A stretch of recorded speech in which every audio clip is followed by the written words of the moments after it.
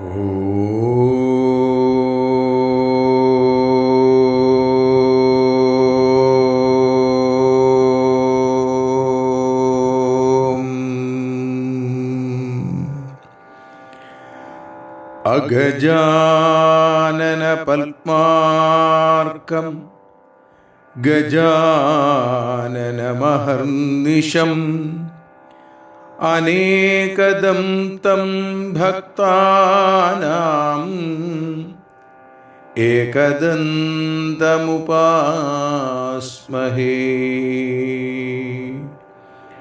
ഓം gum ഗണപതയേ നമഃ.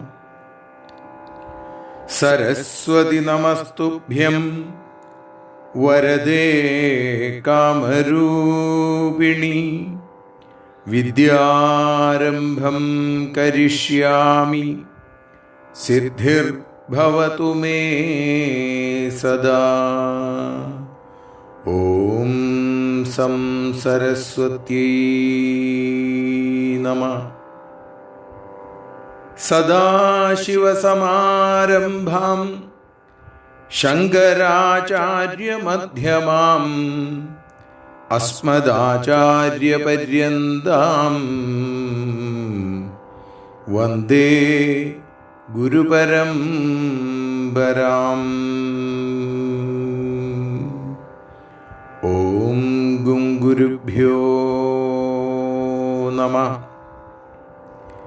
അഖിലാനപരാധാന്മേ ക്ഷമസ്വ കരുണാനിധേ. പ്രസീദ മദ്ഗുരോ നാഥ ജനകായ നമോ നമഃ. അഖിലാനപരാധാന്മേ ക്ഷമസ്വ കരുണാംബുധേ. പ്രസീദ മൽപ്രിയേ നാഥേ മാതൃരൂപേ നമോസ്തുതേ. മൂകം കരോതി വാചാലം പങ്കും ലംഘയതേ ഗിരിം. യൽകൃപാതമഹം വന്ദേ പരമാനന്ദമാധവം. അഖിലാനപരാധാന്മേ ക്ഷമസ്വ കരുണാനിധേ. പ്രസീദ മദ്ഗുരോ നാഥ ശ്രീകൃഷ്ണായ നമോ നമഃ.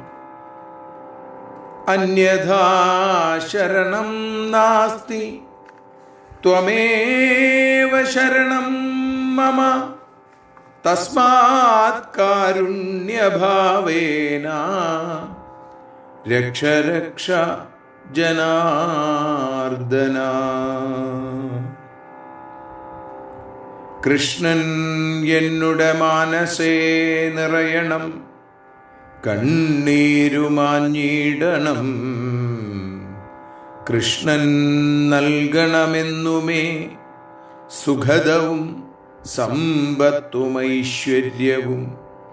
കൃഷ്ണൻ എന്നുടെ ഈശ്വരൻ ഗുരുവരൻ സ്നേഹിച്ചൊരാത്താതനും. കൃഷ്ണൻ തന്നെ എനിക്കു വിശ്വമഖിലം. കൃഷ്ണ തൊഴുന്നേനഹം. വ്യാസം വസിഷ്ഠനപ്താരം ശക്തേ പൗത്രമകൽമഷം. പരാശരാത്മജം വന്ദേ ശുകതാതം തപോനിധിം. ശബ്ദങ്ങളെ ദാസരയെന്ന പോലെ ശരിക്കു കീഴ് നിർത്തിന ശക്തിയുക്തൻ. തനിച്ചു മൂവാണ്ടിട കൊണ്ടു സാക്ഷാൽ ശ്രീഭാരതം തർജ്ജമ ചെയ്ത ധീരൻ. പീതാംബരം കരവിരാജിതശംഖചക്രകൗമോദഗീ സരസിജം കരുണാസമുദ്രം രാധാസഹായം അതിസുന്ദരമന്ദഹാസം വാതാലയേശമനിശം ഹൃദി ഭാവയാമി. ശ്രീ ഗുരുവായൂരപ്പാ ശരണം. ഭാരതം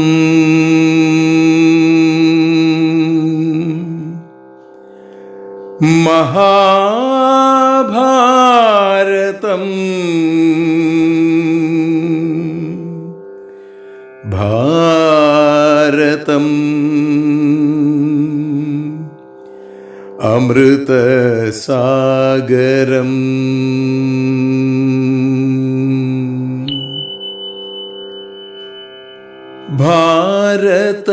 ഭാരതഭൂമിയിൽ വ്യാസവിരചിത ഭാരതം മഹാഭാരതം. ഭാരതഭൂമിയിൽ വ്യാസവിരചിത ഭാരതം മഹാഭാരതം. ഭഗവാൻ കൃഷ്ണൻ നൽകിയ ഗീത ഭക്തർക്കമൃത സാഗരം. ഭാരതം മഹാഭാരതം ഭാരതം അമൃതസാഗരം.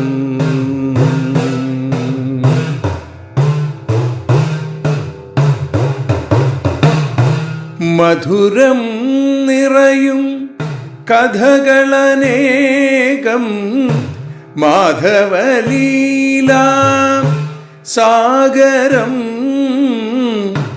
മാനവമനമതിൽ ധർമാധർമ്മ മതിലുകൾ കേട്ടും ഗീതകം. ഭാരതം മഹാഭാരതം ഭാരതം അമൃത സാഗരം.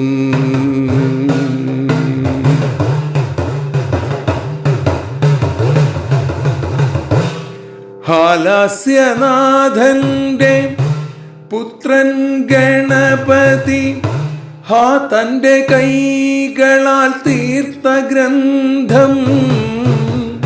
ഹൃദയേശ്വരൻ കൃഷ്ണൻ സാരഥിയായപ്പോൾ ഹസ്തിനപുരി ധർമ്മജന്നു സ്വന്തം.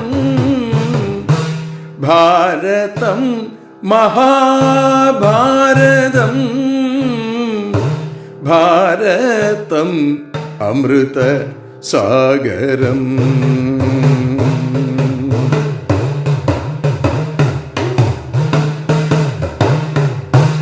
ഭാവതലത്തിൽ ഭാവന ചേർത്തൊരു ഭാസുരചരിതം ഭാരതം. ഭാഗ്യം എന്നതു കൃഷ്ണൻ തൻ സംഭാവനയെന്നതു നിശ്ചയം. ഭാരതം മഹാഭാരതം ഭാരതം അമൃത സാഗരം.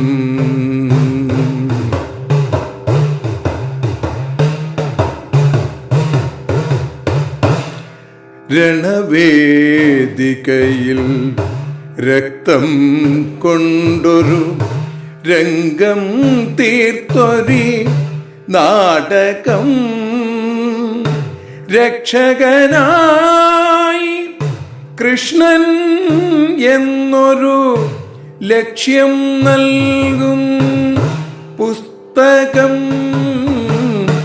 ഭാരതം മഹാഭാരതം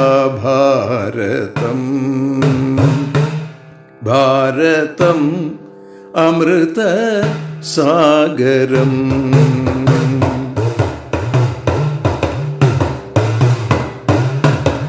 തമ്പുരുമീട്ടി പാടുന്നു ഞാൻ താപത്രയഹരമാം നാമം. തമ്പുരുമീട്ടി പാടുന്നു ഞാൻ താപത്രയഹരമാം നാമം. ശ്രീകൃഷ്ണ ഗോവിന്ദ ഹരേ മുരാരേ, ഹേ നാഥ നാരായണ വാസുദേവ. തമ്പുരുമീട്ടി പാടുന്നു ഞാൻ താപത്രയഹരമാം നാമം. തുമ്പുരു നാരദമുനികൾ ചൊല്ലും തത്വം ശ്രീഹരി സംഗീതം.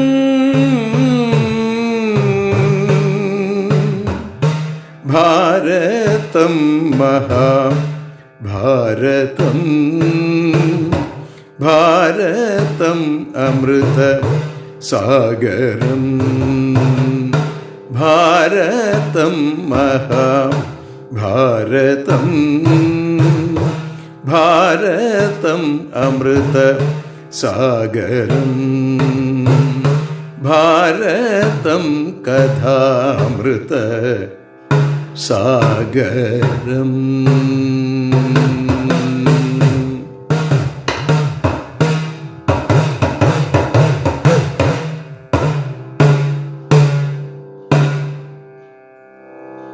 സർവത്ര ഗോവിന്ദനാമ സങ്കീർത്തനം. ഗോവിന്ദ ഗോവിന്ദ. ഭഗവാന്റെ അനൽപമായ കാരുണ്യാതിരേകം കൊണ്ട് ഇക്കഴിഞ്ഞ ചിങ്ങമാസ പുലരിയിൽ നാം ആരംഭിച്ച മഹാഭാരതം കഥാകഥനം ഇന്ന് 8ാമത്തെ ദിവസത്തിലേക്ക് എത്തിയിരിക്കുന്നു. മഹാഭാരതം ജനമേജയ മഹാരാജാവിന് വൈശമ്പായനൻ എന്ന മഹർഷി പറഞ്ഞുകൊടുക്കുന്ന രൂപത്തിലാണ് നാം കേൾക്കുന്നത്. ആ വംശത്തിൽ പുരുവംശാവലി വിശദമായി കേൾപ്പിച്ച് മഹാഭിഷകന്റെ കഥ പറയുകയാണ് അടുത്തതായിട്ട്. ഇക്ഷ്വാകു വംശത്തിൽ മഹാഭിഷൻ എന്ന ശ്രേഷ്ഠനായിട്ടുള്ള ഒരു രാജാവ്, അദ്ദേഹം 1000 അശ്വമേധയാഗങ്ങളും 100 രാജസൂയയാഗവും നടത്തിയെന്നാണ്. എത്രയാണ് അദ്ദേഹം ചെയ്ത പുണ്യം എന്ന് പറഞ്ഞാൽ തീരില്ല. അങ്ങനെ അദ്ദേഹം സ്വർഗത്തിലേക്ക് എത്തി ഇന്ദ്രന്റെ പ്രിയപ്പെട്ട സുഹൃത്തായി. ആ സ്വർഗലോകത്ത് സർവ്വദേവന്മാരും രാജർഷിമാരും മഹാഭിഷ രാജാവും ചേർന്ന് ബ്രഹ്മോപാസന ചെയ്തുകൊണ്ടിരിക്കുന്നു. ഈ സമയത്താണ് മനോമോഹിനിയായ അതിസുന്ദരിയായ ഗംഗാദേവി ശുഭ്രവസ്ത്രം ധരിച്ചും കൊണ്ട് ആ ബ്രഹ്മസവിധത്തിലേക്ക് കടന്നു വരുന്നു. ആ അതിമനോഹരമായിരിക്കുന്ന സ്വരൂപമുള്ള ഗംഗാദേവിയുടെ വളരെ ലോലമായ വസ്ത്രം കാറ്റടിച്ച് പറന്നുപോയപ്പോ ആ ദേവിയുടെ സൗഷ്ഠവം, ആ അംഗസൗഷ്ഠവം കണ്ട് സകല ദേവന്മാരും തലതാഴ്ത്തിയിരുന്നു. പക്ഷേ മഹാഭിഷൻ എന്ന ആ രാജാവ് മാത്രം അതിനെ കണ്ണിമ ചിമ്മാതെ നോക്കി നിൽക്കുകയാണ് ഉണ്ടായത്. ദേഷ്യം വന്നു ബ്രഹ്മാവിന്. നീയ് മനുഷ്യനായി വീണ്ടും ജനിക്കേണ്ടിയിരിക്കുന്നു. നിന്റെ മനസ്സ് കാമം കൊണ്ട് മലിനമാണ്. അതിന് കാരണക്കാരിയായ ഇവൾ തന്നെ നിനക്ക് തുണയായിട്ട് തീരട്ടെ. ഏതുവരെ? നീ എന്നുവരെ അവളോട് അപ്രിയം കാണിക്കാതിരിക്കുന്നുവോ അന്നുവരെ. എന്നാണോ നീ അവളോട് അപ്രിയം കാണിക്കുന്നത്, അപ്പോ നീ കോപിക്കുന്ന സമയത്ത് നിനക്ക് ശാപമോചനം ലഭിക്കും, ഇവൾക്കും ശാപമോചനം ലഭിക്കും. അതിനുശേഷം തൻ്റെ മർത്യജന്മത്തെക്കുറിച്ച് ആലോചിക്കുന്നു. തൻ്റെ പിതാവായിട്ട് പ്രദീപൻ എന്ന രാജാവ് തന്നെ വരണം എന്ന് അദ്ദേഹം മനസ്സുകൊണ്ട് ആഗ്രഹിച്ചു. ആ മഹാഭിഷന്റെ മനസ്സിൽ ചാഞ്ചല്യമുണ്ടാക്കിയ ഗംഗാദേവി ആ രാജാവിനെ മനസ്സാ വരിച്ചു. ഗംഗാദേവിയുടെ മനസ്സ് അദ്ദേഹത്തെ പ്രാപിക്കാൻ വളരെയധികം ആഗ്രഹിച്ചു. അങ്ങനെ ആ ഗംഗാദേവി നടക്കുമ്പോഴാണ് ഏതോ ശാപം കൊണ്ട് തേജസ് മങ്ങി നിൽക്കുന്ന ദേവകളായ അഷ്ടവസുക്കളെ കാണുന്നു. ഗംഗ ചോദിച്ചു, എന്താ നിങ്ങൾക്ക് പറ്റിയത്? നിങ്ങളുടെ മുഖം വല്ലാതെ മ്ലാനമായിരിക്കുന്നു. അവര് പറഞ്ഞു, ഞങ്ങള് വസിഷ്ഠ മഹർഷിയുടെ ശാപം കൊണ്ട് മർത്യജന്മം എടുക്കേണ്ടി വരും എന്ന് വിചാരിച്ചിരിക്കുകയാണ്. ഞങ്ങൾ ഒരിക്കൽ സന്ധ്യാവന്ദനം ചെയ്യുന്ന വസിഷ്ഠ മഹർഷിയെ ആദരിച്ചില്ല, വേണ്ട പോലെ ബഹുമാനിച്ചില്ല. അതുകൊണ്ട് ഞങ്ങൾ മനുഷ്യജന്മം എടുക്കണം എന്ന് അദ്ദേഹം ശപിച്ചു. അതുകൊണ്ട് ആ മഹർഷി പറഞ്ഞത് സത്യമാവുന്നുള്ള കാര്യത്തില് യാതൊരു സംശയവുമില്ല. ദേവി ഇപ്പോ മനുഷ്യ സ്ത്രീയായിട്ട് പിറക്കുകയാണെങ്കിൽ ആ ദേവി ഞങ്ങൾക്ക് ജന്മം തരണം, ദേവിയുടെ മക്കളായിട്ട് ഞങ്ങൾ ഉണ്ടാവണം. അപ്പോ മാനവനാരീ ഗർഭത്തിൽ പെടാനുള്ള ദുർവിധി അത് ഞങ്ങൾക്ക് ഉണ്ടാവരുത്. ഗംഗാദേവി പറഞ്ഞു, ശരി. അപ്പൊ പറഞ്ഞു, മർത്യരിൽ ആരാണ് നിങ്ങളുടെ അച്ഛനായിട്ട് വരണമെന്ന് നിങ്ങൾക്ക് ആഗ്രഹം? അപ്പൊ പറഞ്ഞു, ആ പ്രദീപന്റെ പുത്രനായിരിക്കുന്ന ശന്തനു, മഹാരാജർഷിയായിരിക്കുന്ന അദ്ദേഹം ഞങ്ങളുടെ പിതാവാകുന്നതിൽ ഞങ്ങൾക്ക് സന്തോഷം. ഗംഗാദേവി പറഞ്ഞു, നിങ്ങളുടെ ആഗ്രഹമൊക്കെ ഞാൻ സഫലീകരിക്കാം. അപ്പോൾ വസുക്കൾ എന്ത് പറഞ്ഞു? ഒരു കാര്യം ചെയ്യാം, മനുഷ്യജന്മം എടുക്കുന്ന ഞങ്ങൾക്ക് മുക്തി കിട്ടാനുള്ള ഒരു വഴി കൂടി ഞങ്ങൾ പറയാം. എന്താ വഴി എന്ന് വെച്ചാൽ, പ്രസവിച്ച ഉടനെ തന്നെ ഞങ്ങളെ വെള്ളത്തിലെറിഞ്ഞ് ഞങ്ങളെ കൊല്ലണം. ശാപമുക്തരാവാനുള്ള എളുപ്പമാർഗം അതാണ്. ഗംഗ പറഞ്ഞു, കാര്യമൊക്കെ ശരിയാണ്, പക്ഷേ ഒരു പുത്രനെയെങ്കിലും ശന്തനുവിന് തിരിച്ചു കൊടുക്കാതിരിക്കാൻ എനിക്ക് സാധിക്കില്ല. കാരണം പുത്രലബ്ധിക്ക് വേണ്ടിയിട്ട് എന്നെ പ്രാപിക്കുന്ന അദ്ദേഹത്തിന്റെ ആ സംഘങ്ങളൊക്കെ വൃഥാവിലായി പോവുക എന്ന് പറഞ്ഞാൽ അത് പറ്റില്ല. അപ്പോ വസുക്കൾ പറഞ്ഞു, എങ്കിൽ ഒരു കാര്യം ചെയ്യാം, ഞങ്ങളുടെ ഒരംശം, അത് ആ 8-1 ഞങ്ങൾ ത്യജിക്കാം. 8 വസുക്കളാണ്, അഷ്ടവസുക്കൾ അല്ലെ, അതിൽ ഒരംശം ഞങ്ങള് ത്യജിക്കാം.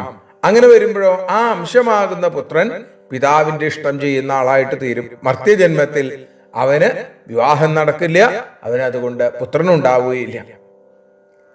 ശരി എന്ന് പറഞ്ഞ് അഷ്ടവസുക്കളും ഗംഗയും അവിടുന്ന് പിരിഞ്ഞു.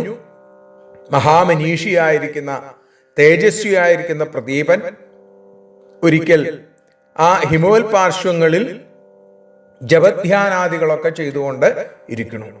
അങ്ങനെ അദ്ദേഹം ജപിച്ചുകൊണ്ടിരിക്കുന്ന സമയത്താണ് ഗംഗ ആ ജലത്തിൽ നിന്ന് സ്വരൂപം സ്വീകരിച്ചും കൊണ്ട് വന്ന് അദ്ദേഹത്തിന്റെ വലത്തെ തുടയിൽ കയറിയിരുന്നു. ജപത്തിൽ നിന്ന് ഉണർന്നു രാജർഷി ചോദിച്ചു, നീ ആരാണ്?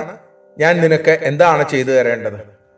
അപ്പൊ പറഞ്ഞു, എനിക്ക് അങ്ങയെ വല്ലാതെ ഇഷ്ടപ്പെട്ടു, അങ്ങ് എന്നെ സ്വീകരിക്കണം, ഭാര്യയായിട്ട് സ്വീകരിക്കണം. അപ്പൊ പറഞ്ഞു, ഞാൻ അന്യ സ്ത്രീകളെ പ്രാപിക്കുകയില്ല, അന്യജാതിയിൽ പിറന്നവളോടും ഞാൻ ചേരുകയില്ല, ഇത് എന്റെ ധർമ്മവ്രതമാണ്. ഗംഗ രാജാവിനോട് വീണ്ടും വീണ്ടും ആവശ്യപ്പെട്ടു. അപ്പോ അദ്ദേഹം പറഞ്ഞു, ഇവിടെ മാർഗഭ്രംശം വരിക എന്ന് പറഞ്ഞാൽ ധർമ്മഹാനി ഉണ്ടാവുക എന്നാണ് അർത്ഥം. നീ എന്റെ വലത്തെ തുടയിലാണ് കയറിയിരുന്നത്. വലത്തെ തുട മകൾക്കും സ്നുഷയ്ക്കും പുത്രഭാര്യയ്ക്കും ഉള്ളതാണ്. അനുരക്തയായ ഭാര്യയ്ക്കുള്ളത് ഇടതു തുടയാണ്. അത് നീ ത്യജിച്ചു. അതുകൊണ്ട് തന്നെ നിന്നെ കാമിക്കാൻ എനിക്ക് ഒരിക്കലും സാധിക്കില്ല. നീ എന്റെ സ്നുഷയാവുക, എന്റെ പുത്രഭാര്യയാവുക. എന്റെ മകനു വേണ്ടി അവന്റെ ഭാര്യയായി നിന്നെ ഞാൻ സ്വീകരിക്കാം. പ്രദീപന്റെ നിർദ്ദേശം സ്വീകരിച്ചു. ഗംഗ അവിടുന്ന് അന്തർധാനം ചെയ്തു. രാജാവ് പത്നിയോടൊപ്പം തപസ് ചെയ്തു.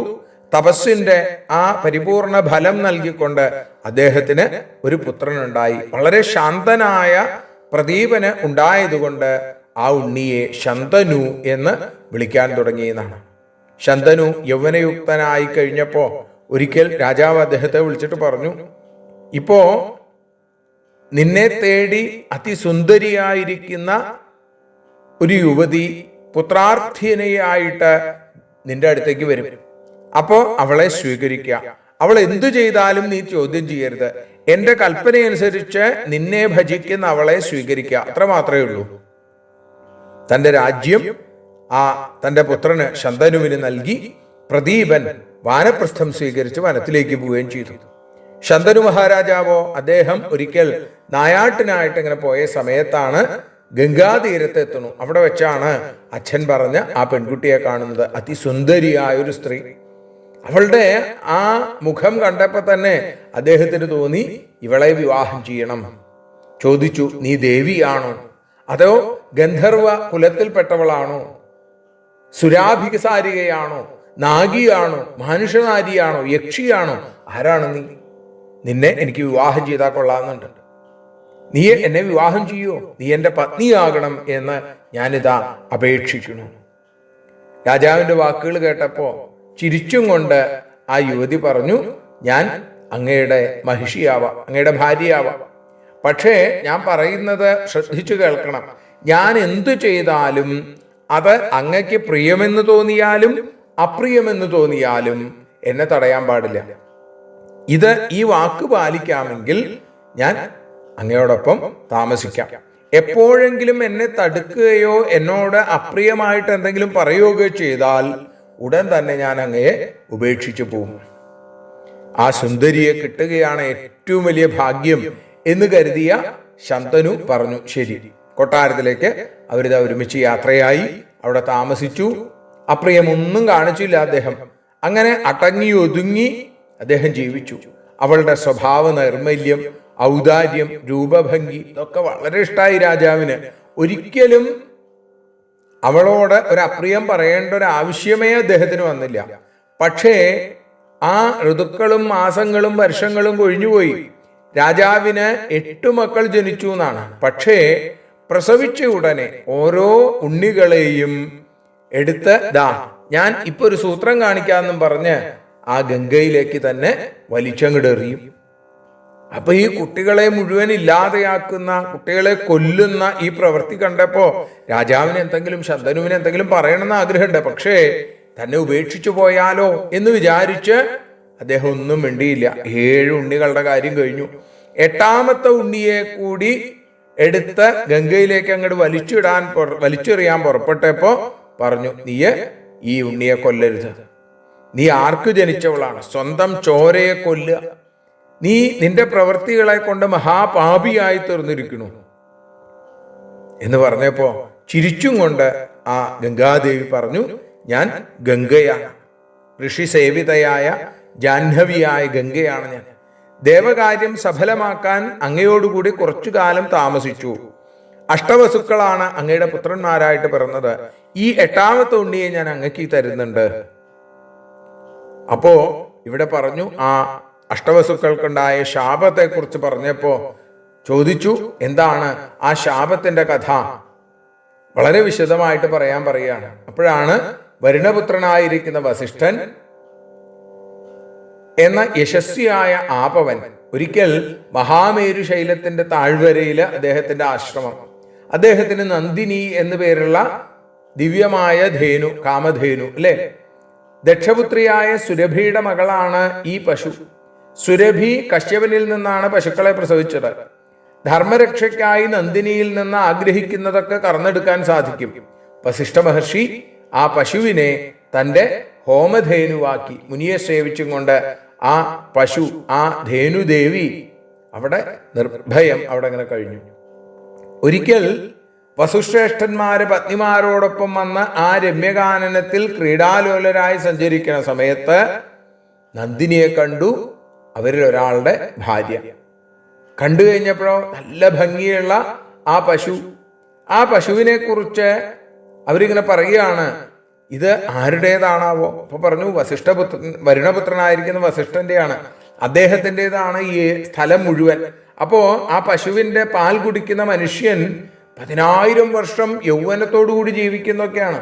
അത് കേട്ട് കഴിഞ്ഞപ്പോ അവൾക്ക് തോന്നി, ഈ പശുവിനെയും കിടാവിനെയും പിടിച്ച് അത് തൻ്റെ കൂട്ടുകാരിയായ ആ മനുഷ്യ സ്ത്രീയായിരിക്കുന്ന തൻ്റെ കൂട്ടുകാരിയുണ്ട്, സത്യവാനായ രാജാവിൻ്റെ പുത്രിയായ അവൾ അതിസുന്ദരിയാണ്. അവൾക്ക് ഈ പശുവിനെ കൊടുത്തു കഴിഞ്ഞാൽ അവൾക്ക് എന്നും യൗവനം ഉണ്ടാവും.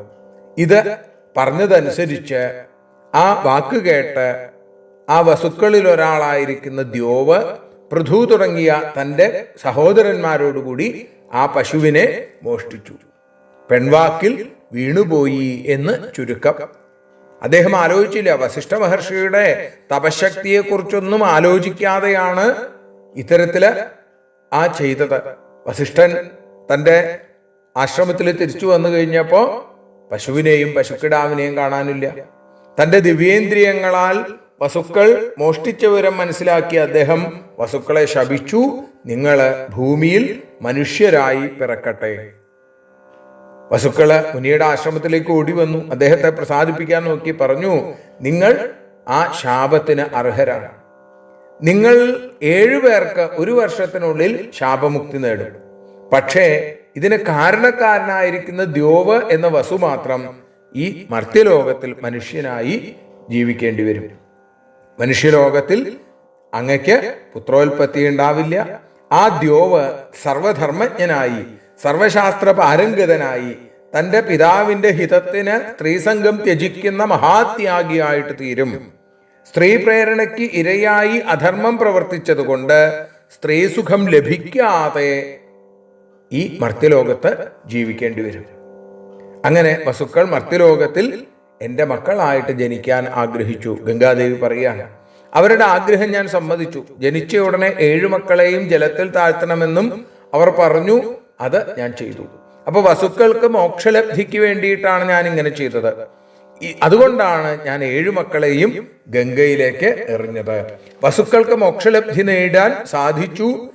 ഈ ശിശു മാത്രം ഇത് മർത്യലോകത്തിൽ അങ്ങയുടെ കൂടെ ജീവിക്കും എന്ന് പറഞ്ഞ് ഗംഗ അവിടുന്ന് അപ്രത്യക്ഷയാവുകയും ചെയ്തു.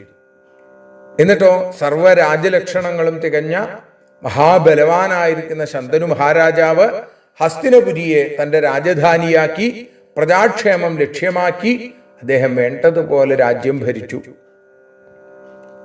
അദ്ദേഹം 32 വർഷം സ്ത്രീരതിപ്രീതി ഇല്ലാതെ വനത്തിൽ സഞ്ചരിച്ചു എന്നാണ്. ഒരിക്കൽ നായാട്ടിന് ശേഷം ഗംഗാതീരത്തെത്തി ഗംഗാദേവിയെ വീക്ഷിച്ചു. ഗംഗയിൽ വെള്ളം വളരെ കുറവാണെന്ന് മനസ്സിലായി. രാജാവ് നദീതീരത്തുകൂടി നടന്നപ്പോൾ ഇന്ദ്രനെ പോലെ ഒരു കുമാരനെ അദ്ദേഹം കണ്ടു. അദ്ദേഹത്തിന് ഓർമ്മ വന്നു, തൻ്റെ പുത്രൻ തന്നെയാണോ ഇത് എന്ന് അദ്ദേഹം ഇങ്ങനെ ആലോചിച്ചു. ഏതായാലും ഗംഗാദേവിയെ പ്രാർത്ഥിച്ചു, ദേവി എൻ്റെ മകനെ എനിക്ക് തിരിച്ചു തരൂ. ഗംഗാദേവി മകനോടൊപ്പം പ്രത്യക്ഷപ്പെട്ടു. ആ ഗംഗയെ സത്യത്തിൽ രാജാവിന് ആദ്യം തിരിച്ചറിയാൻ പോലും കഴിഞ്ഞില്ല. ഗംഗ പറഞ്ഞു, അങ്ങയുടെ 8ാമത്തെ പുത്രനാണിത്. ഇക്കാലവും അത്രയും ഞാൻ ഇവനെ പോറ്റി വളർത്തി. സർവശാസ്ത്രങ്ങളിലും സർവ അസ്ത്രങ്ങളിലും സാംഖ്യവേദങ്ങൾ വസിഷ്ഠനിൽ നിന്നുമൊക്കെ പഠിച്ചു. അസ്ത്രവിദ്യയിൽ ഇവൻ ഇന്ദ്രന് സമാനനാണ്. ശുക്രനിൽ നിന്ന് ഇവൻ വിദ്യാഭ്യസിച്ചു. പിന്നീട് ജമദഗ്നിൽ നിന്ന് ആ പരശുരാമനിൽ നിന്ന് അസ്ത്രവിദ്യ പഠിച്ചു. ഞാനിതാ പുത്രനെ അങ്ങേക്ക് തരുന്നു, കൊണ്ടുപോയിക്കോളൂ. അങ്ങനെ രാജാവ് പുത്രനോടൊപ്പം ഹസ്തിനപുരിയിലേക്ക് എത്തിച്ചേർന്നു. ആ ശന്തനു മഹാരാജാവ് പുത്രനെ യുവരാജാവാക്കി അഭിഷേകം ചെയ്തു. എന്നിട്ടോ അവിടെ 4 വർഷങ്ങൾക്ക് ശേഷം ഒരിക്കൽ രാജാവ് യമുനാതീരത്തെ വനത്തിലൂടെ അങ്ങനെ സഞ്ചരിക്കുന്ന സമയത്ത് അതിദിവ്യമായ സുഗന്ധം അദ്ദേഹത്തിന് അനുഭവപ്പെട്ടു. നോക്കുമ്പോൾ ദേവസുന്ദരിയെ പോലെ ശോഭിക്കുന്ന ഒരു മുക്കുവ കന്യക. നീ ആരാണ് എന്ന് ചോദിച്ചു. അപ്പൊ പറഞ്ഞു, ഞാനൊരു മുക്കുവ പെണ്ണാണ്.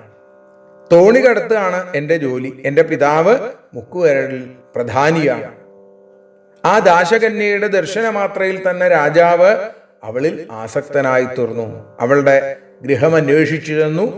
അവിടെ ആ പെൺകുട്ടിയുടെ അച്ഛൻ്റെ അടുത്ത് അദ്ദേഹം ചോദിച്ചു, അങ്ങയുടെ മകളെ എനിക്ക് ഭാര്യയായിട്ട് നൽകിയാലും. രാജാവിനോട് മുക്കുവൻ എന്താ പറഞ്ഞത്? ജനിച്ച ദിനം മുതൽ ഇവളെ ഒരാൾക്ക് നൽകേണ്ടതാണ് എന്ന് എനിക്കറിയാം. ആരുടെ കയ്യിൽ ഏൽപ്പിച്ചാലും അവളുടെ ഭാവി ശോഭനമാവണം. എൻ്റെ ചിന്ത അതാണ്. അങ്ങ് ഇവളെ ധർമ്മപത്നിയായി സ്വീകരിക്കുമെങ്കിൽ എന്നോടൊരു പ്രതിജ്ഞ ചെയ്യണം. അങ്ങനെയെങ്കിൽ ഞാൻ അവളെ അങ്ങേക്ക് തരാം. രാജാവിനേക്കാൾ ശ്രേഷ്ഠനായൊരു വരനെ എൻ്റെ മകൾക്ക് വേറെ ലഭിക്കില്ല എന്ന് എനിക്കറിയാം. അപ്പൊ ശന്തനു ചോദിച്ചു, എന്താ വേണ്ടത് എന്ന് ചോദിച്ചപ്പോ പറഞ്ഞു, ഇവളിൽ അങ്ങേക്കുണ്ടാവുന്ന പുത്രനെ രാജാവായിട്ട് അഭിഷേകം ചെയ്യണം. വേറെ ആർക്കും രാജ്യം നൽകരുത്. ഇത് കേട്ട് കഴിഞ്ഞപ്പോൾ രാജാവ് ആകപ്പാടെ കഷ്ടത്തിലായിപ്പോയി. കാരണം തൻ്റെ പുത്രനായിരിക്കുന്ന ആ ഉണ്ണി ഗംഗാപുത്രൻ, ആ ഗംഗാപുത്രന് കൊടുക്കണ്ടേ രാജ്യഭാരം? അതിനു പകരം ഒരു സ്ത്രീയെ മോഹിച്ച് അവളുടെ അച്ഛൻ പറയുന്ന വാക്ക് കേട്ട് താൻ അങ്ങനെ ചെയ്യാൻ പുറപ്പെട്ടാൽ ശരിയല്ല എന്ന് അദ്ദേഹത്തിന് തോന്നി. പക്ഷേ അദ്ദേഹം എല്ലാം ഉപേക്ഷിച്ച് തൻ്റെ രാജകൊട്ടാരത്തിലേക്ക് തിരിച്ചു വന്നുവെങ്കിലും ആ ദാശകന്യകയുടെ ആ മുക്കുവ പെൺകൊടിയുടെ മുഖം അദ്ദേഹത്തിന്റെ മനസ്സിൽ നിന്ന് അദ്ദേഹത്തിന് മാറ്റാൻ കഴിഞ്ഞില്ല. അങ്ങനെ അദ്ദേഹം വല്ലാതെ വിഷമിക്കണു. അപ്പോ പുത്രനായിരിക്കുന്ന സത്യവ്രതൻ, ആ ഗംഗാപുത്രൻ ചോദിച്ചു, എന്താണ് അങ്ങയുടെ ദുഃഖത്തിന് കാരണം? എന്ത് ദുഃഖമാണെങ്കിലും ഞാൻ ആ ദുഃഖത്തെ ഇല്ലാതെയാക്കാം. അങ്ങനെ ദേവവ്രതൻ എന്നുകൂടി അറിയപ്പെടുന്ന, സത്യവ്രതൻ എന്നറിയപ്പെടുന്ന ആ ഗംഗാപുത്രൻ മന്ത്രിമുഖ്യനെ കണ്ട് പറഞ്ഞു, സത്യം പറയാതെ ദേവവ്രതൻ പിന്തിരിയില്ല എന്ന് മനസ്സിലായപ്പോ മന്ത്രി രാജാവിന്റെ ദുഃഖത്തിനുള്ള കാരണം അവിടെ പറഞ്ഞു. ഇത് കേട്ടപ്പോ ദേവവ്രതൻ പറഞ്ഞു, ഇവിടെ ഞാൻ തീർച്ചപ്പെടുത്തുന്നു. സത്യവതിയുടെ അടുത്ത് എന്നിട്ട്, ആ മുക്കുവ പെൺകുടിയുടെ അടുത്ത് എന്നിട്ട് പറഞ്ഞു, ഞാൻ ശന്തനു രാജാവിന് ഗംഗയിലുണ്ടായ പുത്രനാണ്. അപ്പോ ഞാൻ ഈ സത്യവതിയെ എൻ്റെ അച്ഛനു വേണ്ടി കൊണ്ടുപോകാനായിട്ട് ആഗ്രഹിക്കുന്നു. ഏതായാലും ആ പിതാവിനോട് ചോദിച്ചപ്പോ ആ പിതാവ് പറഞ്ഞു, ഞാൻ സത്യവതിയെ നൽകാം. ഇതിനു മുമ്പ് ഇവൾക്ക് ദേവർഷിയായ അസിതൻ ആലോചനയുമായി വന്നിട്ടുണ്ടായിരുന്നു. അത് ഉപേക്ഷിച്ചു. സത്യവതിയുടെ പിതാവെന്ന നിലയിൽ എനിക്ക് ചിലത് പറഞ്ഞുറപ്പിക്കണം. ശത്രുത്വത്തിന് അവസരം നൽകുന്നതാണ് വിവാഹം. അങ്ങ് ശക്തനാണ്. അങ്ങക്കെതിരെ നിൽക്കുന്നവൻ ആരായാലും അവനെ ഇല്ലാതെയാക്കാൻ അങ്ങക്ക് സാധിക്കും. അപ്പോ എന്തു വേണം? ദേവവ്രതം പറഞ്ഞു, സത്യമാണ് എൻ്റെ വ്രതം. അങ്ങത് മനസ്സിലാക്കിക്കൊള്ളൂ. ഈ ലോകത്തിൽ മറ്റാരും ഇങ്ങനെ ഒരു വ്രതം എടുത്തിട്ടുണ്ടാവില്ല. അതുകൊണ്ട് ഒരു രാജാവും ഇത്തരൊരു ശപഥം ചെയ്യുകയുമില്ല. അങ്ങ് പറയുന്നത് പോലെ ഞാൻ ചെയ്യാം. ഈ കന്യകയിൽ നിന്ന് ജനിക്കുന്ന പുത്രൻ ഞങ്ങളുടെ രാജാവാകും. ഇത് സത്യം. അപ്പൊ പറഞ്ഞു, ഇതൊക്കെ ശരിയാണ്. ആ മഹാരാജാവിന്റെ സർവൈശ്വര്യങ്ങൾക്കും അങ്ങാണ് കാരണം. അങ്ങയെ കൊണ്ട് ഒരു കൃത്യം ചെയ്യിപ്പിക്കുക എന്ന് പറഞ്ഞാൽ അസാധ്യമാണ്. എനിക്ക് ഒരു കാര്യത്തിൽ കൂടി അങ്ങ് ഉറപ്പു തരണം. സത്യവതീപുത്രൻ രാജാവാകുമെന്ന് അങ്ങയുടെ വാക്കിൽ എനിക്ക് വിശ്വാസമുണ്ട്. പക്ഷേ അങ്ങയ്ക്കൊരു പുത്രൻ ഉണ്ടായിക്കഴിഞ്ഞാൽ കാര്യങ്ങളൊക്കെ മാറും. അപ്പൊ മനസ്സിലായി ദേവവ്രതന്. അപ്പോ ആ ഗംഗാപുത്രൻ ഭീഷ്മര് അവിടെ ഒരു ശപഥം ചെയ്യുകയാണ്. ഹേ ദാശമുഖ്യ, എന്റെ പിതാവിന്റെ സന്തോഷത്തിനായി രാജാക്കന്മാരുടെ മധ്യത്തിൽ ഞാൻ ഇതാ സത്യം ചെയ്യണു. ഞാൻ എന്റെ രാജപദവി ത്യജിച്ചിരിക്കുന്നു. എല്ലാവരുടെയും സാന്നിധ്യത്തിൽ ഇന്നു മുതൽ ഞാൻ ബ്രഹ്മചര്യം സ്വീകരിക്കുന്നു. എന്റെ മരണം വരെ ഞാൻ ബ്രഹ്മചാരിയായിട്ടിരിക്കും. എനിക്ക് ഗൃഹസ്ഥാശ്രമ രീതികള് ഉണ്ടാവില്ല. സത്യവ്രതന്റെ ആ ശപഥം അത് കേട്ടപ്പോ ആ മുക്കുവന്മാരുടെ രാജാവിന് വലിയ സന്തോഷമായി. ദേവർഷിമാരെ സ്വർഗത്ത് നിന്ന് ദേവവ്രതനുമേൽ പുഷ്പവൃഷ്ടി നടത്തിയെന്നാണ്. ഇത് ഇവൻ ഭീഷ്മനാണ് എന്നാണ്.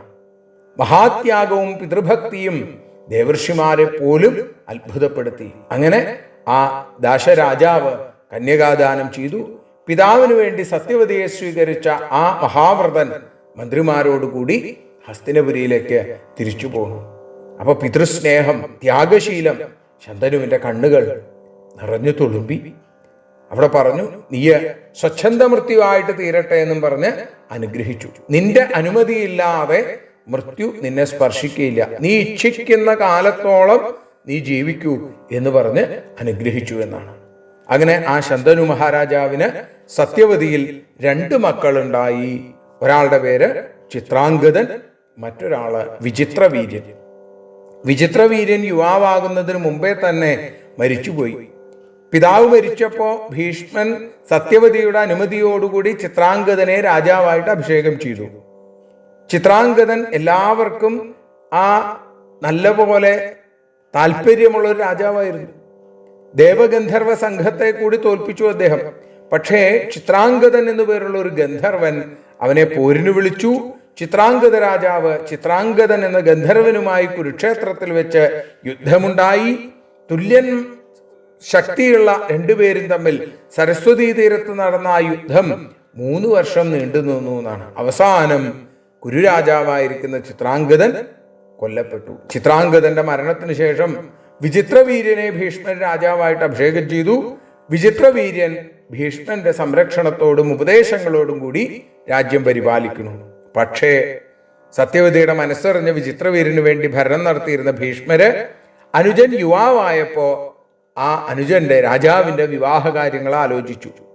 അങ്ങനെ മനസ്സിലായി കാശി രാജാവിന്റെ സുന്ദരികളായിട്ടുള്ള 3 കുമാരിമാര് സ്വയംവരം നടത്താനായിട്ട് തീരുമാനിച്ചിരിക്കുന്നു. ഭീഷ്മര് ഇക്കാര്യം സത്യവതിയെ അറിയിച്ച് ഏകരഥത്തിൽ കാശിയിലേക്ക് പുറപ്പെട്ടു. ഭീഷ്മര് ആ 3 കന്യകളെയും കണ്ടു. അവിടെ 3 കുമാരിമാർ വരണമാല്യവുമായി സ്വയംവര മണ്ഡപത്തിലെത്തി ഓരോ രാജാക്കന്മാരുടെയും ഗുണഗണങ്ങളെക്കുറിച്ച് വിവരിച്ചു. വിവാഹാർത്ഥികളായിരിക്കുന്ന രാജാക്കന്മാരിൽ നിന്ന് അല്പം അകലെ ഇരിക്കുന്ന ഭീഷ്മനെ അവര് കാണുന്നു. അദ്ദേഹത്തെ അവർക്ക് ആ ഭീഷ്മ പിതാമഹന്റെ വാർദ്ധക്യം അവര് അദ്ദേഹത്തെ വെറുപ്പോടുകൂടി അവഗണിച്ചു. രാജാക്കന്മാർ അദ്ദേഹത്തെ അവഹേളിച്ച് സംസാരിച്ചു. നരകേറിയ ഈ വയോവൃദ്ധൻ വലിയ ധർമാത്മാവാണെന്ന് പറയുന്നു. ഇയാൾ വിവാഹം ചെയ്തിട്ടില്ലേ, ലജ്ജയില്ലാതെ ഇങ്ങോട്ട് പുറപ്പെട്ടേക്കാണ് എന്നൊക്കെ മഹാബ്രഹ്മചാരി ഭീഷ്മർ എന്നൊക്കെ ആളുകൾ വിളിക്കണു. ഭീഷ്മർക്ക് ദേഷ്യം വന്നു. കന്യകമാരെ ബലമായി പിടിച്ചെടുത്ത് തന്റെ തേരിൽ കയറ്റി ആ രാജാക്കന്മാരോട് പറഞ്ഞു, ലോകത്തിൽ പലതരം വിവാഹങ്ങളുണ്ട്, അതിൽ 8ാമത്തേതാണ് സ്വയംവരം.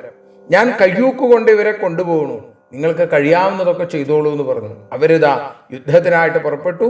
ഭീഷ്മ പിതാമഹന്റെ രഥത്തിനെ വളഞ്ഞ് ഉഗ്രമായ പോരാട്ടം നടത്തി.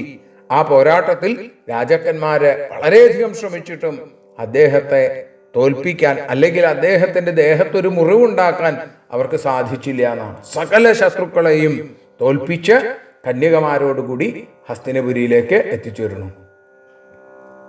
അങ്ങനെ രഥം വളരെ വേഗത്തിൽ സഞ്ചരിച്ചു കൊണ്ടിരിക്കുമ്പോഴാണ് മറ്റൊരു രഥം തന്റെ പിറകെ വരുന്നത് ഭീഷ്മർ മനസ്സിലാക്കിയത്. നോക്കിയപ്പോ ശാല്യനാണ് പിന്നാലെ വരുന്നതെന്ന് മനസ്സിലായി. അങ്ങനെ ആ ശാല്യരാജാവ് ഭീഷ്മരെ നേരിട്ടു. ശാല്യരാജൻ ഭീഷ്മർക്ക് നേരെ സഹസ്രാസ്ത്രങ്ങൾ എയ്തു. ഭീഷ്മരൊന്ന് വിഷമിച്ചു.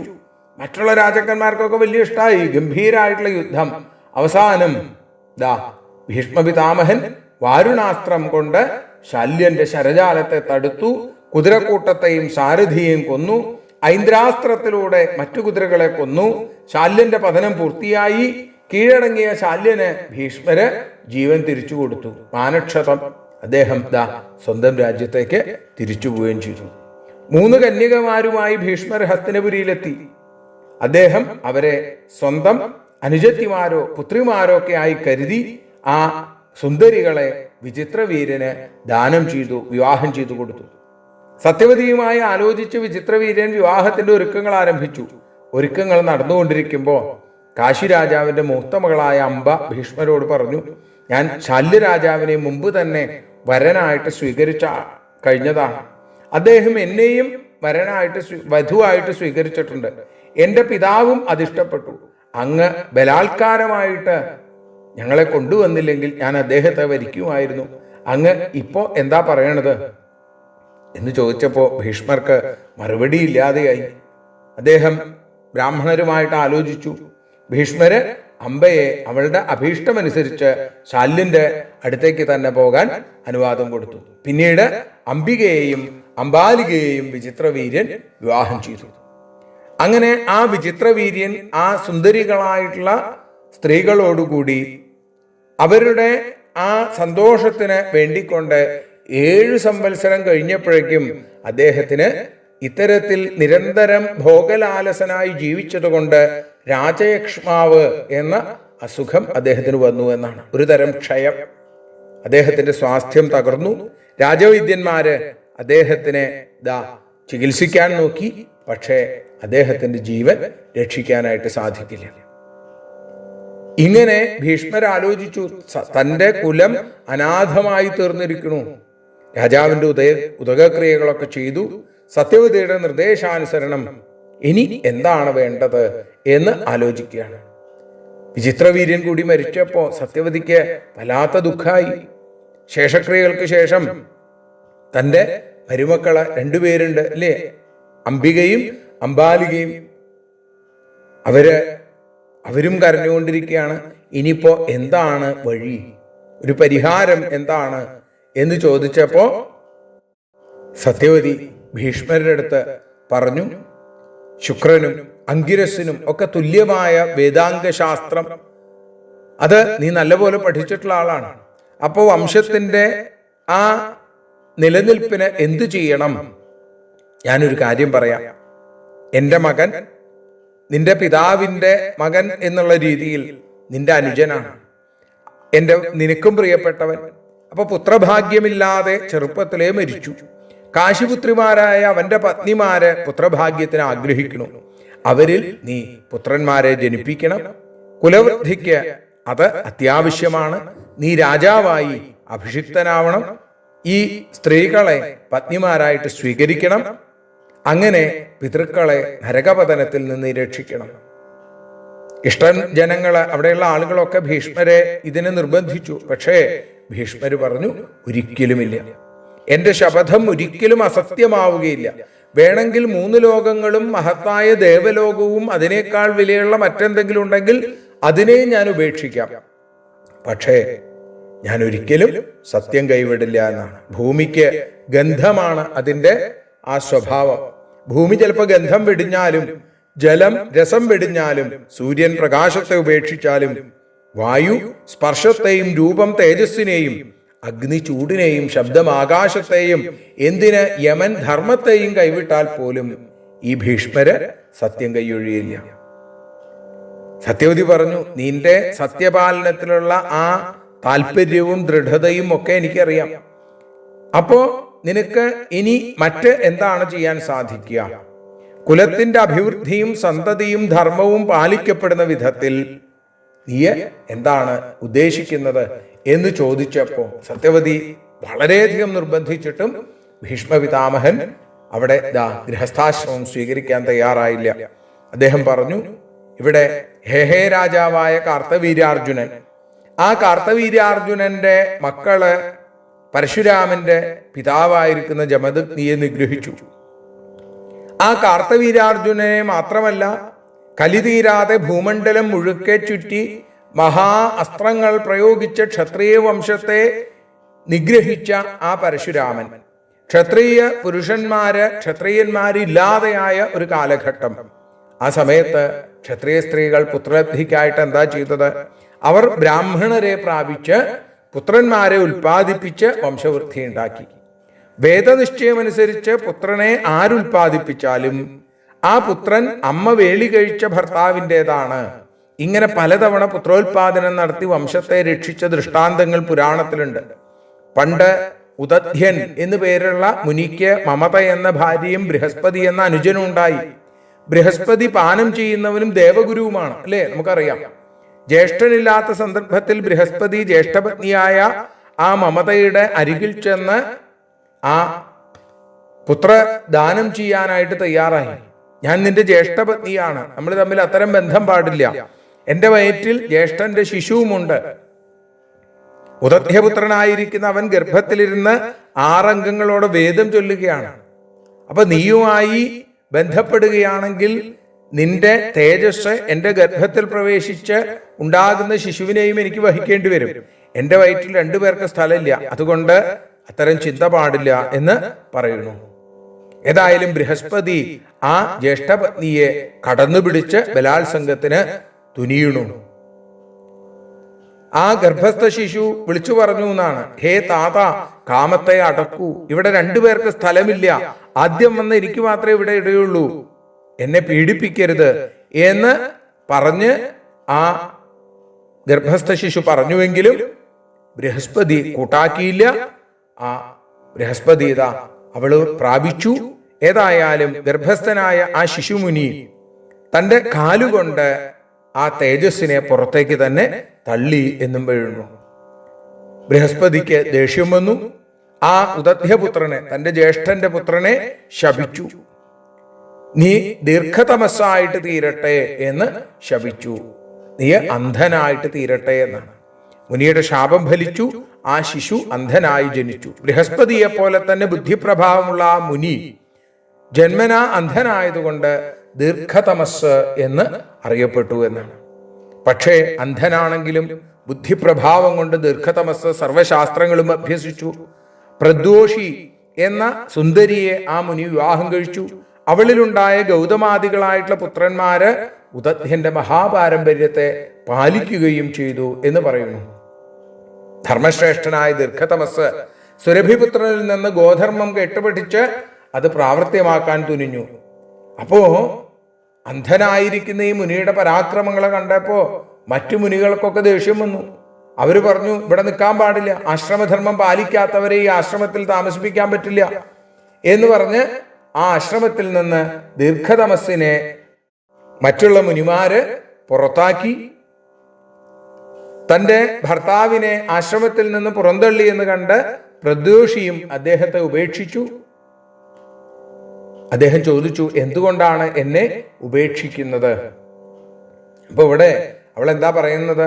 ഈ കാലത്ത് പറയാൻ പറ്റുമോന്ന് അറിയില്ല. ഭാര്യ എന്നും ഭർത്താവ് എന്നുമുള്ള പദങ്ങളുടെ അർത്ഥം എന്താ? ഒന്ന് ഭരിക്കപ്പെടുന്നവളും മറ്റത് ഭരിക്കുന്നവനും എന്നാണ്. ജന്മനാ അന്ധനായ താങ്കളെ സംരക്ഷിക്കാൻ തുടങ്ങിയിട്ട് കാലം കുറേയായി, ഇനി എനിക്കിത് വയ്യ. മുനിക്ക് ദേഷ്യം വന്നു. മക്കളോടൊപ്പമുള്ള പ്രദോഷിയോട് പറഞ്ഞു, നിന്നെ പുലർത്താൻ എനിക്കുമാവില്ല, നീ ഏതെങ്കിലും ക്ഷത്രിയനെ പിടിച്ചു വെച്ച് ആത്മരക്ഷ ചെയ്ത് ജീവിച്ചോളൂ എന്ന് പറഞ്ഞ് അദ്ദേഹം അവിടുന്ന് ഇറങ്ങിപ്പോയി. ഇനി അദ്ദേഹം അവിടെ പറയുകയാണ്, ഈ നാട്ടിൽ ഇന്നു മുതൽ ഞാനൊരു മര്യാദ വിധിക്കുന്നു. മരണം വരെ പെണ്ണിന് ഒരു പുരുഷനെ പാടുള്ളൂ, അവൾ അന്യനെ പ്രാപിക്കരുത്. അങ്ങനെയുണ്ടായാൽ അത് നിയമത്തിനും ലോകത്തിനും വിരുദ്ധമാകും. ഭർത്താവിനെ വിട്ട് അന്യനെ സ്പർശിച്ചാൽ സ്ത്രീകൾ പതിതകളാവും. ഇന്നു മുതൽ അന്യപുരുഷനെ പ്രാപിക്കുന്നവൾ പാപികളാവും. പണമുണ്ടെങ്കിലും അന്യനെ പ്രാപിക്കുന്നവൻ അനർത്ഥത്തിനും അകീർത്തിക്കും ദുഷ്പേരിനും ഇടയാകും എന്ന് ദാ പറയുന്നു. ഏതായാലും പ്രദ്വേഷി മക്കളോട് പറഞ്ഞു, നിങ്ങള് ഒരു കാര്യം ചെയ്യുക, ഇദ്ദേഹത്തെ കൊണ്ടുപോയി ഗംഗയിൽ ഒഴുക്കാനായിട്ട് പറയുന്നു. അമ്മ കൽപ്പിച്ചതനുസരിച്ച് ആ മക്കള് വൃദ്ധമുനിയെ ഒരു പൊങ്ങുതടിയിൽ ബന്ധിച്ച് ഗംഗയിൽ ഒഴുക്കി. ഏതായാലും ഗംഗയുടെ കുത്തൊഴുക്കിൽ ആ മുനി ഏറെ കാലം ഒഴുകി വളരെ നാളുകൾ കടന്ന് വളരെ ദൂരത്തേക്ക് എത്തിയെന്നാണ്. ഈ സമയത്ത് ബലി എന്ന ഒരു രാജാവ് നദിയില് സ്നാനം ചെയ്യുന്ന സമയത്താണ് ഒരു മുനി ഒഴുകി പോണ കണ്ടത്. അദ്ദേഹം ചെന്ന് ആ മുനിയെ ബന്ധനത്തിൽ നിന്നും സ്വതന്ത്രനാക്കി. രാജാവ് വിവരം അന്വേഷിച്ചപ്പോ കാര്യങ്ങളൊക്കെ പറഞ്ഞു. രാജകൊട്ടാരത്തിലേക്ക് കൊണ്ടുപോയി പറഞ്ഞു, എനിക്ക് ഇതുവരെ സന്താനഭാഗ്യം ഉണ്ടായിട്ടില്ല, അതുകൊണ്ട് അങ്ങ് എൻ്റെ പത്നിയിൽ സന്തതിയെ ഉൽപ്പാദിപ്പിക്കണം എന്ന് കേട്ടപ്പോ ആ ഭാര്യയായ സുദേഷ്ണയെ കൊണ്ടുവന്നു. പക്ഷേ സുദേഷ്ണ ഇങ്ങനെ ഒരു കുരുടനായ ഒരു മുനിയെ കണ്ടപ്പോൾ വെറുത്തു. തൻ്റെ വളർത്തമ്മയുടെ മകളെയാണ് അദ്ദേഹത്തിന്റെ അരികിലേക്ക് പറഞ്ഞയച്ചത് പകരം. അതുകൊണ്ട് എന്തുണ്ടായി? ആ മുനിവര്യൻ ആ ശൂദ്രയോനിയിൽ സന്താനോൽപാദനം ചെയ്തു, 11 മക്കളെ സൃഷ്ടിച്ചു എന്നാണ്. രാജാവ് ചോദിച്ചു, ഇവർ എൻ്റെ പുത്രരല്ലേ? അല്ല, ഇവർ എൻ്റെ പുത്രരാണ്. ആ മുനി പറഞ്ഞു, അന്ധവൃദ്ധനായ എന്നെ കണ്ണിൽ പിടിക്കാതെ അവിടുത്തെ പത്നി വിഡ്ഢിയായ സുദേഷ്ണ, അവളുടെ ആ വേലക്കാരിയാണ് എൻ്റെ അടുത്തേക്ക് പറഞ്ഞയച്ചത്. അപ്പൊ അതുകൊണ്ട് ബലിരാജാവ് കോപിച്ചു, മുനിശ്രേഷ്ഠനെ സാന്ത്വനിപ്പിച്ചു, തൻ്റെ പത്നിയെ വീണ്ടും അദ്ദേഹത്തിൻ്റെ അരികിലേക്ക് പറഞ്ഞയച്ചു. മുനി അവളെ ആലിംഗനം ചെയ്തു. ഇവിടെ പറഞ്ഞു, നിങ്ങൾക്ക് വളരെ സൂര്യ തേജസ്സോടുകൂടിയ പുത്രന്മാരുണ്ടാവും. അങ്കൻ, വങ്കൻ, കലിംഗൻ, പുരന്ധ്രൻ തുടങ്ങിയ പുത്രന്മാര് ഉണ്ടാവും. അവർ ഭരിക്കുന്ന രാജ്യങ്ങൾ അവരുടെ നാമങ്ങളിൽ പ്രശസ്തമാവും എന്ന് അവിടെ സൂചിപ്പിച്ചു. അങ്ങനെ അംഗരാജ്യം, വംഗരാജ്യം, കലിംഗരാജ്യം, പുരന്ധ്രരാജ്യം, സുഫരാജ്യം എന്നിവ ഉയർന്നു വരും എന്നും പറയുന്നു. ഇങ്ങനെ ബലിരാജാവിന്റെ വംശം ആ ദീർഘതമസ്സിന്റെ അനുഗ്രഹം കൊണ്ട് വളരെ ശ്രേഷ്ഠമായി. അപ്പൊ ഇത്തരത്തിൽ നിരവധി രാജവംശങ്ങളുണ്ട്. സത്യവതിയോട് ഭീഷ്മര് പറഞ്ഞു, അമ്മേ ഒരു കാര്യം ചെയ്യൂ, ഇത് മനസ്സിലാക്കിക്കൊണ്ട് യുക്തമായ തീരുമാനം എടുക്കൂ എന്നും അവിടെ സൂചിപ്പിക്കുന്നു. ഇനി ആ ഭീഷ്മര് പറഞ്ഞു സത്യവതിയോട്, അതുകൊണ്ട് തന്നെ അംബികയും അംബാലികയും ധർമ്മിഷ്ഠനായ ഒരു ശ്രേഷ്ഠ ബ്രാഹ്മണനെ പ്രാപിക്കുകയാണ് വേണ്ടത് എന്നും അവിടെ സൂചിപ്പിച്ചു. ഏതായാലും സത്യവതി വലിയൊരു സത്യത്തെ അവിടെ ഭീഷ്മരുടെ മുമ്പിൽ അനാവരണം ചെയ്തു. നീ പറഞ്ഞത് വലിയൊരു സത്യമാണ്. എൻ്റെ ജീവിതയാത്രയിൽ യൗവനത്തിൻ്റെ ആദ്യ നാളുകളിൽ മഹർഷി പരാശരനുമായി ഞാൻ സന്ധിച്ചിട്ടുണ്ട്. എനിക്കുണ്ടായ പുത്രനാണ് കൃഷ്ണദ്വൈപായനൻ. മഹായോഗിയാണ്. വ്യാസൻ. അപ്പോ തപോവീര്യനായ ആ മഹാഭഗവാനോട് നീയും ഞാനും പറഞ്ഞാൽ അവൻ സഹോദരപത്നിമാരിൽ പുത്രോൽപത്തി നടത്തും. ആപൽക്കാലത്ത് എന്നെ ധ്യാനിക്കൂ എന്ന് പറഞ്ഞാണ് അവിടെ അന്ന് എന്നോട് വിട പറഞ്ഞു പോയിട്ടുള്ളത്. നിനക്ക് സന്തോഷമാണെങ്കിൽ ഞാൻ ആ മുനിയെ സ്മരിക്കാം. നിന്റെ അനുമതിയുണ്ടെങ്കിൽ പാപരഹിതനായ ആ മഹർഷി വിചിത്രവീര്യന്റെ ഈ പത്നിമാരിൽ സന്താനോൽപാദനം നടത്തുകയും ചെയ്യും. ഭീഷ്മർ പറഞ്ഞു, ശരി, അങ്ങനെ ആവട്ടെ. അങ്ങനെ തൻ്റെ പുത്രനായ വേദവ്യാസനെ, വേദങ്ങളെ വ്യസിച്ചതുകൊണ്ട് വേദവ്യാസൻ എന്ന് പേര് ലഭിച്ചിട്ടുള്ള കൃഷ്ണദ്വൈപായനൻ അമ്മയുടെ ആഗ്രഹം മനസ്സിലാക്കി, ആ മനോസന്ദേശത്തെ മനസ്സിലാക്കി അമ്മയുടെ മുമ്പിൽ പ്രത്യക്ഷപ്പെട്ടു. കാക്കൽ വീണിങ്ങനെ നമസ്കരിച്ചു. അമ്മ തൻ്റെ പുത്രനെ ആശ്ലേഷിച്ചു.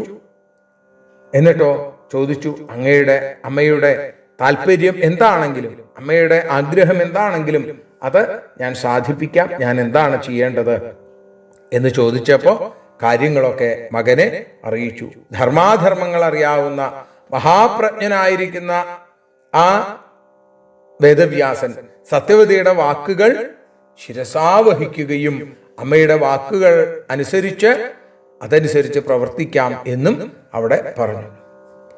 ഏതായാലും ഈ പുത്രന്മാരെ ജനിപ്പിക്കാം. അതിനായി അവർ 1 സംവത്സരം മുഴുവൻ വ്രതമെടുത്ത് ആത്മശുദ്ധരാവണം. വ്രതശുദ്ധകളല്ലാത്ത ഒരു സ്ത്രീയും എന്നിൽ ചേരില്ല എന്ന് പറയുന്നു. സത്യവതി പറഞ്ഞു, അത് പറ്റില്ല, താമസം പാടില്ല, വളരെ വേഗത്തിൽ വേണം എന്ന് പറഞ്ഞപ്പോ പറഞ്ഞു, ശരി, കാലം നോക്കാതെ സഹോദരന് വേണ്ടി പുത്രോൽപത്തി ചെയ്യണമെങ്കിൽ എന്റെ വൈരൂപ്യവും അവർ സഹിക്കേണ്ടി വരും. അതല്ലെങ്കിൽ അവർ വ്രതാനുഷ്ഠാനത്തോടു കൂടി ചെയ്യുകയാണെങ്കിൽ എൻ്റെ ഈ വൈരൂപ്യത്തെ അവർക്ക് മനസ്സിലാക്കാനുള്ള മനസ്ഥിതി അവർക്കുണ്ടാവും. എൻ്റെ ഗന്ധവും രൂപവും വേഷവും ശരീരവും സഹിക്കാമെങ്കിൽ ഞാൻ അവരിൽ ഗർഭോൽപത്തി നടത്താം എന്ന് പറയുന്നു. അംബികയോട് ഉടനെ തന്നെ വസ്ത്രാലങ്കാരങ്ങൾ അണിഞ്ഞ് ആ അംഗസംഘത്തിനായിട്ട് കാക്കാൻ പറഞ്ഞ് മഹർഷി അവിടെ നിന്ന് മറയുകയും ചെയ്തു എന്നും അവിടെ സൂചിപ്പിച്ചു. അതിനുശേഷം ആ സത്യവതി വധുവിനോട് പറഞ്ഞു, ഇന്ന് അർദ്ധരാത്രിയില് നിന്റെ ഭർത്തൃ സഹോദരൻ നിന്റെ അടുത്തേക്ക് എത്തും, നീ കിടക്കി വിരിച്ച് അദ്ദേഹത്തെ കാത്തിരിക്കുക. അതനുസരിച്ച് കാത്തിരിക്കുന്നു. ആരാണ് ഇന്ന് എൻ്റെ അടുത്തേക്ക് വരിക എന്നിങ്ങനെ ആലോചിക്കുന്നു.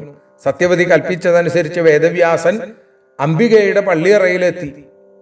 ആ നിറഞ്ഞു കത്തുന്ന ഭദ്രദീപത്തിൽ വേദവ്യാസന്റെ ശരീരം കണ്ടപ്പോ, രൂപം കണ്ടപ്പോ നടുങ്ങിപ്പോയി എന്നാണ്. കാരണം അതിസുന്ദരനായിട്ടുള്ള ഒരു രാജകുമാരനെ പ്രതീക്ഷിച്ച അവള് നോക്കുമ്പോ കൃഷ്ണദ്വൈപായനന്റെ ജടയും വികൃതാകാരവും മുഷിഞ്ഞ വസ്ത്രവും ഒക്കെ കണ്ടപ്പോ ആ പെൺകുട്ടി, ആ അംബിക അവിടെ വല്ലാത്ത അസഹനീയത കാണിച്ചു എന്നാണ്. മാതൃകൽപ്പന നിറവേറ്റണം. ആ മുനിപുങ്കവൻ അവളോടൊപ്പം ശയിച്ചു, അവളുമായി സംഘം ചെയ്തു. ആ കാശി രാജകുമാരി ആ സമയം മുഴുവൻ കണ്ണടച്ച് ഭയന്ന് കിടന്നു. അതിനുശേഷം പറഞ്ഞു, ഇവളിൽ 11,000 ആനകളുടെ ശക്തിയുള്ള ഒരു ഉണ്ണി ജനിക്കും. മഹാവീരനാവും, മഹാധീരനാവും, അവന് 100 മക്കളുണ്ടാവും. പക്ഷേ അമ്മ ചെയ്ത തിന്മ കൊണ്ട് അവൻ ജന്മന അന്ധനാവും. അന്ധനായ ഒരാള് ഈ കുരുവംശത്തിന് യോജിക്കില്ല. അതുകൊണ്ട് നീ ഇന്ദ്രതുല്യനായ ഒരു പുത്രനെ കൂടി ജനിപ്പിക്കണം എന്ന് പറഞ്ഞു. അതനുസരിച്ച് അടുത്ത ദിവസം വേദവ്യാസ മഹർഷി പുത്രോത്പാദനത്തിന് ആഗതനായപ്പോ സത്യവതി അംബാലികയെ ഒരുക്കി നിർത്തി. അംബാലികയും ഇതേപോലെ തന്നെ ആ വേദവ്യാസനെ കണ്ടപ്പോ വല്ലാതെ വിഷമിച്ചുപോയി എന്നാണ്. ഇവിടെ വിരൂപനായ എന്നെ കണ്ട് നീ വിളറി വെളുത്തു എന്നുള്ളത് കൊണ്ട് നിനക്ക് ജനിക്കുന്ന മകൻ പാണ്ഡുരനാകും, അതുകൊണ്ട് അവനെ പാണ്ഡു എന്ന ആളുകൾ വിളിക്കും എന്നും പറഞ്ഞ് അവിടുന്ന് പുറത്തേക്ക് ഇറങ്ങി. അപ്പൊ അവൾക്കും എന്റെ വൈരൂപ്യം സഹിക്കാൻ കഴിഞ്ഞില്ല, അതുകൊണ്ട് അവൾക്ക് ജനിക്കുന്ന പുത്രൻ പാണ്ഡു വർണ്ണത്തോടു കൂടിയുള്ളവനായിട്ട് തീരും എന്നും പറഞ്ഞു. സത്യവതിക്ക് വീണ്ടും ആ ദുഃഖം തീർന്നില്ല. തന്റെ യത്നങ്ങൾ വേണ്ടതുപോലെ ആവണില്ല എന്ന് മനസ്സിലായപ്പോ വേദവ്യാസനോട് പറഞ്ഞു, ഏറ്റവും ഗുണനിധിയായിരിക്കുന്ന പുത്രനെ കൂടി ജനിപ്പിക്കണം എന്ന് അവിടെ സൂചിപ്പിക്കുന്നു.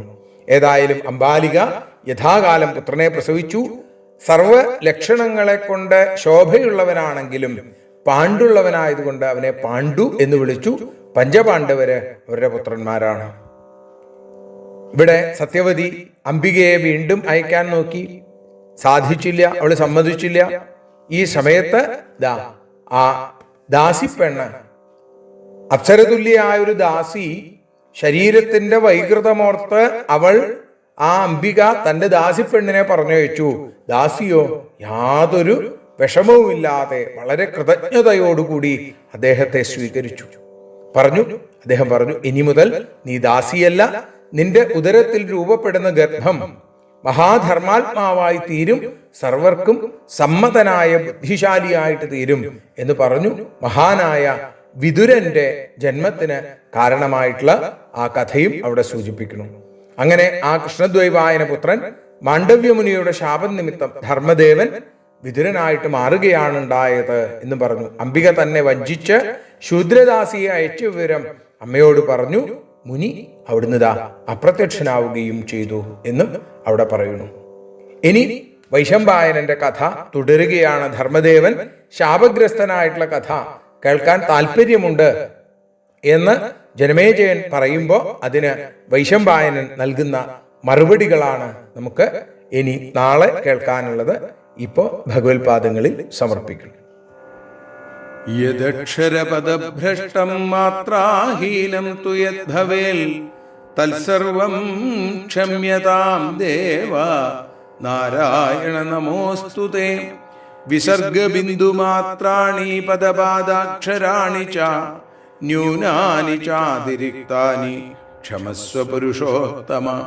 മന്ത്രഹീനം ക്രിയാഹീനം ഭക്തിഹീനം ജനാർദ്ദന യൽപൂജിതം മയാ ദേവ പരിപൂർണം തദസ്തു തേ.